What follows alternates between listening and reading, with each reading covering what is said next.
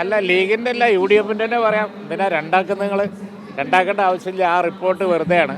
കാരണം ഇന്നലെ UDFിൽ PMC സംബന്ധിച്ച് യാതൊരുവിധ ചർച്ചയുണ്ടായില്ല. UDF ചർച്ച ചെയ്തു, ലീഗ് വേറെ അഭിപ്രായം പറഞ്ഞു, കോൺഗ്രസ് വേറെ അഭിപ്രായം പറഞ്ഞു എന്നൊക്കെ പറഞ്ഞ് നിങ്ങളുണ്ടാക്കുന്നത് അടിസ്ഥാനരഹിതമായൊരു വാർത്തയാണ്. ഇന്നലെ ചർച്ച ചെയ്തിട്ടില്ല. ഇന്നലെ അങ്ങനെ ഒരു അജണ്ട ഉണ്ടായിരുന്നില്ല. ആ വിഷയം ചർച്ച ചെയ്തിട്ടേ ഇല്ല ഇന്നലെ. ഇപ്പോഴുള്ള പൊസിഷൻ എന്ന് പറയുന്നത് നേരത്തെ ഉള്ളത് തന്നെയാണ്. അതായത് ക്യാബിനറ്റ് ഒരു സബ് കമ്മിറ്റിയെ വെച്ചിരിക്കുന്നു. ആ സബ് കമ്മിറ്റിയെ വെച്ചതിന് ശേഷം കേരള ഗവൺമെൻറ് ഇത് സംബന്ധിച്ച് എന്താണ് ഗവൺമെൻറ്റിന് പറയാനുള്ള റിപ്പോർട്ട് പഠിച്ച ശേഷം UDFും പറയും, അതുപോലെ തന്നെ പിന്നെ മുഖ്യമന്ത്രിയും പറയും, ഞങ്ങളൊക്കെ ഒരുമിച്ച് ഒരു അഭിപ്രായം പറയും. രണ്ടഭിപ്രായം ഇല്ല, ഒറ്റ അഭിപ്രായമേ ഉള്ളൂ.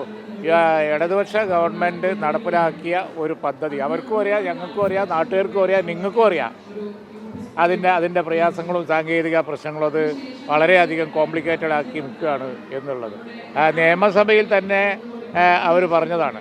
എന്താണെന്ന് വെച്ച് കഴിഞ്ഞാൽ ഫണ്ട് കിട്ടാതാവും, അപ്പോൾ ഞങ്ങൾ ഒപ്പിട്ടതാണ്. എന്നാൽ അതിൻ്റെ പറഞ്ഞതിൻ്റെ അർത്ഥം എന്താ? ഫണ്ട് കിട്ടാതാവുന്നത് കൊണ്ട് ഞങ്ങൾ ഒപ്പിട്ടതാണ്. ഒപ്പിട്ടു എന്നുള്ളത് അവരാണ് ഒപ്പിട്ടത്. ഇനി ഇന്ന് ഊരണം എങ്ങനെയെന്ന് സബ് കമ്മിറ്റി പറയണം. അതല്ല, കേരളത്തിൽ അവർ പറയുന്ന കണ്ടീഷൻസ് ഒന്നും പാലിക്കാതെ വല്ല മാർഗമുണ്ടോ എന്നുള്ളത് നോക്കണം. ഒരു നിലക്കും അവർ പറഞ്ഞ കണ്ടീഷനൊന്നും പാഠ്യപദ്ധതിയിലോ സ്കൂൾ സെലക്ഷനിലോ കേരളത്തിൽ നടപ്പാവാൻ പോകുന്നില്ല. ഒരു സംശയം ആ കാര്യത്തിൽ വേണ്ട. അങ്ങനെ ഒരു ഘട്ടം വരുമ്പോൾ എന്ത് വേണമെന്ന് ഞങ്ങൾ അപ്പം തീരുമാനിക്കും, പറയും. ഇപ്പോൾ വന്നുകൊണ്ടിരിക്കുന്ന വാർത്ത 101% ഇല്ലാത്തതാണ്. അങ്ങനെ ഒരു സംഭവം, ഒരു ചർച്ച അവിടെ ഉണ്ടായി. എന്നിട്ട് ഞങ്ങൾ വേറെ അഭിപ്രായം പറഞ്ഞു, മറ്റു കോൺഗ്രസ് 100% ഇല്ലാത്ത വാർത്ത. അല്ല, അത്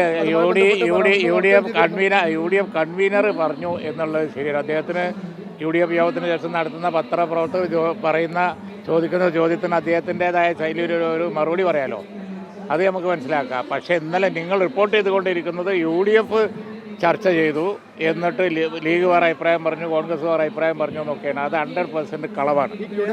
ടീമിൽ നിന്ന് പിന്മാറാമെന്നുള്ളതാണല്ലോ മന്ത്രി ഉൾപ്പെടെ വന്ന വാർത്തക്കുള്ള മറുപടിയായി. ഇനി ഞങ്ങളെ സബ് കമ്മിറ്റി വന്നതിന് ശേഷം ഗവൺമെൻറ് അത് ആലോചിച്ച് ഫൈനൽ എന്താണ് എന്ന് പറയും. അതായിരിക്കും നിലപാട്. PMCയിൽ നിന്ന് പിന്മാറാമെന്നുള്ളതാണല്ലോ മന്ത്രിയുടെ മറുപടി രാജ്യസഭയിൽ. ഇന്നലെ കൺവീനറോട് ഒരു ചോദ്യം ചോദിച്ചു, നിങ്ങൾ എങ്ങനെ അത് കൊടുത്തു എന്നുള്ളത്. അല്ല കൺവീനർ ഒരു ചോദ്യം ചോദിച്ചിട്ട് നിങ്ങളത് കൊടുത്താൽ എങ്ങനെയാന്നുള്ളത് ഇപ്പോൾ ഞാൻ വിശദീകരിച്ചല്ലോ.